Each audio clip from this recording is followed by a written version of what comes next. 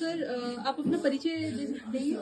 मेरा नाम अशोक अग्रवाल है और मैं पेशे से वकील हूँ और पिछले 50 साल से हाई कोर्ट सुप्रीम कोर्ट के अंदर वकालत कर रहा हूँ। मजदूरों की, गरीब लोगों की, पीड़ित लोगों की, मरीज लोगों की, बच्चों के लिए, औरतों के लिए, विकलांगों के लिए, जितने भी वंचित वर्ग है उनके लिए ही लगभग पूरा जीवन जो है ना लग गया है, चाहे वो कोर्ट में हो चाहे फील्ड में हो। तो अभी जो दिल्ली में जो इलेक्शन है 5 फरवरी को वोट डालने जा रहे हैं सब लोग, तो जो सीपीएम है वो किस तरीके से इस इलेक्शन को बाकी जो पुराने इलेक्शन हुए उनसे अलग करके देख रही है?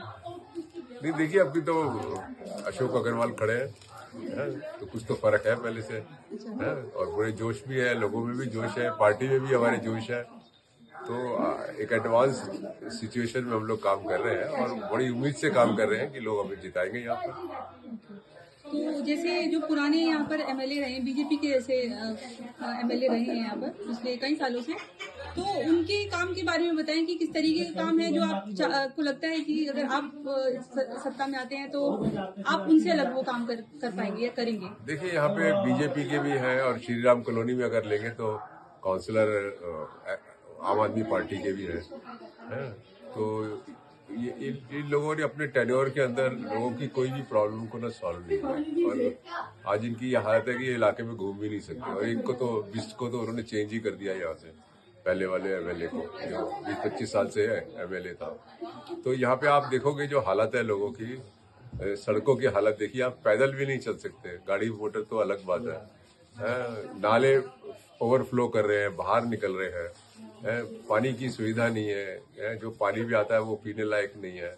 और एयर पोल्यूशन तो है ही हमारे दिल्ली के अंदर, उससे भी सफ़र कर रहे हैं। और आप जो सबसे भयंकर सीन है वो ये है कि आप देखिए कूड़ा ही कूड़ा, पूरे करावल नगर के अंदर ना कूड़ा है। और उसमें और स्पॉट हो जाती है जब सड़क खराब है और बरसात हो जाती है, नाले के पानी जो है वो बहने लगता है। तो आप देखिए, मुझे तो लगता है कि और देखने को भी मिला है कि हर तीसरे घर के अंदर ना एक व्यक्ति बीमार है या विकलांग है। तो बहुत सारी प्रॉब्लम्स है, लोगों की पेंशन की प्रॉब्लम है, हेल्थ की प्रॉब्लम है, अच्छी एजुकेशन की प्रॉब्लम है। ये सारी प्रॉब्लम है जिन पे कोई एड्रेस नहीं किया। ऑन दी अदर हैंड हमारी पार्टी ने और हमने मिलकर यहाँ पे सरकारी स्कूलों के अंदर काफ़ी बदलाव लाए हैं। यहाँ 2-2 घंटे की क्लास लगा करती थी बहुत सालों से सरकारी स्कूलों के अंदर, या अल्टरनेट डेज पे बच्चों को बुलाते थे। 150-150 बच्चे एक एक क्लास के अंदर बैठते थे, 2-2 टीचर एक क्लास में होते थे।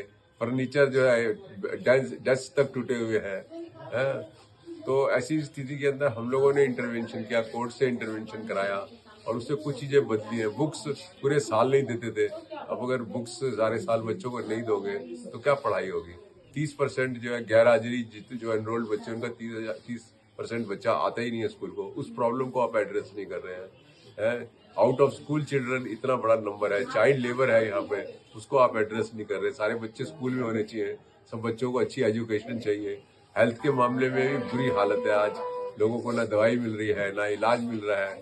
और अगर आपको कोई आईसीयू या वेंटिलेटर बेड चाहिए तो दिल्ली सरकार में मैं गारंटी से कह सकता हूँ आपको मिल नहीं सकता। आपका पेशेंट या तो प्राइवेट में जाएगा और फिर लुटेगा, या इलाज नहीं करा पाएगा तो फिर उसके साथ जो भी होगा वो होगा। तो ये सब समस्याएं हैं जो इन लोगों ने कोई एड्रेस नहीं करी है। और ओल्ड एज पेंशन के लिए लोग लड़ रहे हैं, राशन कार्ड बनवाने के लिए लड़ रहे हैं। मतलब आज भी रोटी कपड़ा मकान जो 1947 में जब आज़ादी हुई थी, वो मुद्दे आज भी वही है। तो कहीं भी एडवांसमेंट नहीं है और बेइंतहा गरीबी है यहाँ पर। एवरेज इनकम जो है मुझे नहीं लगता कि किसी परिवार की जो है 5-6 हज़ार रुपये महीने से ज़्यादा होगी। तो कैसे करेगा, क्या इलाज करेगा, क्या पढ़ाएगा, कैसे हम हमारा संविधान जो है बोलता है लिविंग वेज, या किसको लिविंग वेज, या तो न फेयर वेज न मिनिमम वेज भी नहीं मिल रहा है। 18,060 के करीब मिनिमम वेज है अनस्किल्ड वर्कर का पर मंथ। और यहाँ पे अभी कल ही हमने लोगों के साथ मीटिंग करी थी तो पता लगा था कि एक लेडी को 5,000 रुपये 8 घंटे के मिल रहे हैं। तो ये सब इश्यू है। सीपीआईएम की सरकार अगर आप सत्ता में आते हैं, पार्टी में आपकी पार्टी जीत जाती है, तो आप ये जो आप बात कर रहे हैं लिविंग वेजेस जो इतने कम है, आप कैसे सोचते हैं कि इसको किस तरीके से आप बढ़ा सकते हैं? देखिए एक दो पार्ट है। एक तो ये कि असेंबली में बहुत सारे कानून बनाने की जरूरत है, तो वो कानून बनवाएंगे जिससे जो है जो पेरेंट्स हैं जो फीस देते हैं, लूट रहे हैं प्राइवेट स्कूल के अंदर, उनकी समस्या है। बच्चे हैं अभी जो आरटी के एडमिशन्स हो रहे हैं प्राइवेट स्कूल में, वो सिर्फ 8वीं तक जो है पढ़ सकते हैं, बाकी निकाल देते हैं उनको। तो उसके लिए भी लॉ चाहिए जिससे कि वो 12वीं तक पढ़ा सके। हाँ, तो और जो कैजुअल अडहॉक आपके गेस्ट टीचर्स, इनको जो रेगुलर सैलरी है, रेगुलर वाली सैलरी है, उसका 1/3 मिलता है, उनको इक्वल पे मिलना चाहिए। उसके लिए भी एक लेजिस्लेशन की जरूरत है। तो एक तरफ से लेजिस्लेशन की जरूरत है, दूसरी तरफ ये है कि जो आपको फंड मिलता है, एमएलए फंड मिलता है, वो उसका लोगों के साथ मिलकर और लोगों से पूछ के उसकी प्रायोरिटी करके उसको खर्च किया जाए। तो यहाँ तो दिख ही नहीं रहा, यहाँ तो ऐसा लग रहा है कि जो कुछ भी हुआ कि करप्शन में चला गया मामला। अच्छा, तो जैसे आपने बताया कि सीपीआईएम ने पिछले बहुत सालों में 20-25 सालों में यहाँ पर काफी काम किया है, बिजली है, डिस्पेंसरी है, स्कूल्स हैं, उन पर काम किया है, बट उसके बावजूद भी क्यों जनता फिर भी बीजेपी की ही जो एमएलए हैं उनको चुनती आ रही है, तो उसके बारे में आप क्या कहेंगे? नहीं, देखिए यहाँ पे इस तरीके के जुमले छोड़े जाते हैं पूरे सिस्टम के अंदर, इससे लोगों में भटकाव हो जाता है। हिंदू मुसलमान में चले गए तो फिर वो हमें कहाँ पूछेंगे, है। और इस तरीके से मतलब अलग अलग तरीके से अब कोई राम की बात करता है, कोई हनुमान की बात करता है, तो ये सब डाइवर्शंस है।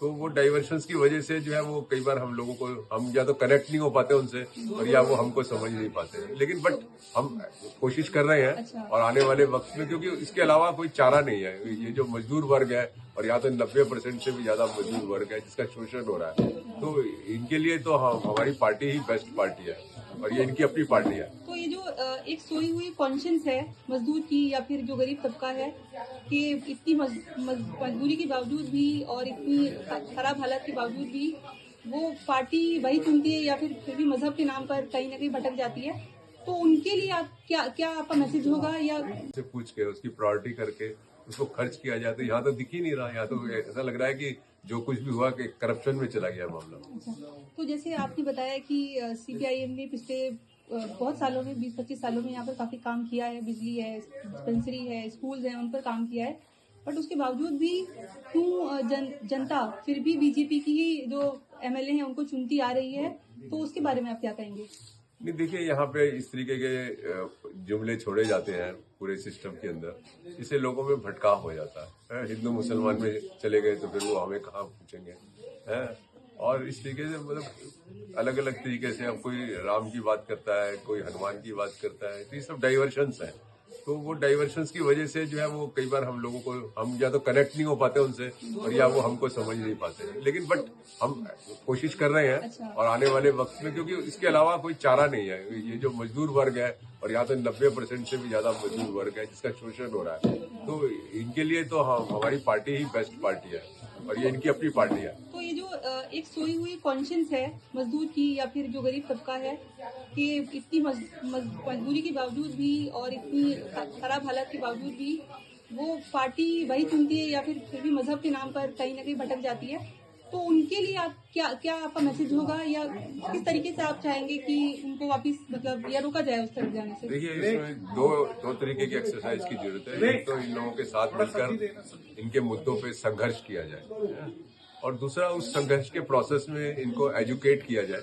संघर्ष से भी एजुकेट होता है, और अदरवाइज भी हमको एजुकेट करने की जरूरत है, जिससे कि इनकी जो कॉन्शियस लेवल है ना वो बढ़ जाए। और अगर कॉन्शियस लेवल बढ़ जाएगा तो मुझे लगता है कि सारे सवाल का जवाब मिल जाता है। तो आपको क्या लगता है कि जो सीपीआईएम का जो ऑर्गेनाइजेशन जो कैपेसिटी है उसमें आपको कुछ चेंज करने की जरूरत है, ताकि हर इंसान से जाके लेवल पे जुड़ा जा सके, कि आप लोगों की जो कॉन्शियस है उसको वापस जगा सके? कैपेसिटी तो काम करने से बढ़ती है ना। जितना ज्यादा लोगों के साथ कनेक्ट होंगे, जितना उनके साथ स्ट्रगल करेंगे, जितना हम मिलकर डिलीवरी कर सकते हैं, उस तरीके से लोग जुड़ेंगे, और ऑर्गेनाइजेशन भी उसी से बढ़ेगी। कहीं फॉरेन कंट्री से तो आना नहीं है। जैसे उसका जो मैनिफेस्टो है आपकी पार्टी का, तो उसमें स्टेटहुड की बात की गई है दिल्ली को, तो उसको कैसे देखते हैं? किस चीज की? स्टेटहुड, दिल्ली को स्टेटहुड की बात। स्टेटहुड तो शुरू से ही यहाँ पे डिमांड रहा है कि स्टेटहुड, और किसी वक्त में तो दिल्ली स्टेटहुड था, है, उसको बाद में मेट्रोपॉलिटन असेंबली में बना दिया। तो स्टेटहुड होना चाहिए, सो दैट कि एक एजेंसी को ही पूरी जिम्मेदारी होनी चाहिए, तभी तो आप उसकी अकाउंटेबिलिटी कर सकते हैं ना। आज छोटी छोटी बात के ऊपर ये होता है कि सेंट्रल गवर्नमेंट जिम्मेदार है, वो कहता है कि एलजी जिम्मेदार है, फिर वो कहता है स्टेट गवर्नमेंट जिम्मेदार है, तो यही नहीं पता लगता। और एमसीडी एजेंसी एक और है, यहाँ तो इतनी मल्टीपल एजेंसीज है, कई बार कोर्ट भी परेशान हो जाती है किसी समस्या को हल करने के लिए, कि एक बार मुझे याद है कि बलसवा में एक सड़क थी जो 1/3 PWD की थी, 1/3 MCD की थी और 1/3 जो थी वो DDA की थी, है, और सड़क बिल्कुल खराब थी। तो कोर्ट ने फिर तीनों को डायरेक्शन दी कि भाई ये सड़क ठीक करो। तो ये मल्टीपल एजेंसीज की भी प्रॉब्लम जो है जब स्टेटूट होगा तो मैं समझता हूँ to a larger extent solve हो जाएगा। क्या तीन ऐसी चीजें हैं जिन पर आपकी सरकार जैसे ही मतलब आप अगर सत्ता में आते हैं तो उनका काम करना चाहेंगे? देखिए, सबसे जरूरी तो मुझे लगता है कि यहाँ की सफाई और नालों का और सड़कों का एड्रेस करने की जरूरत है, और फिर उसके साथ जो भी की जनरल प्रॉब्लम्स है उनके ऊपर एड्रेस करने की जरूरत है। Thank you. ठीक है, थैंक यू सो मच।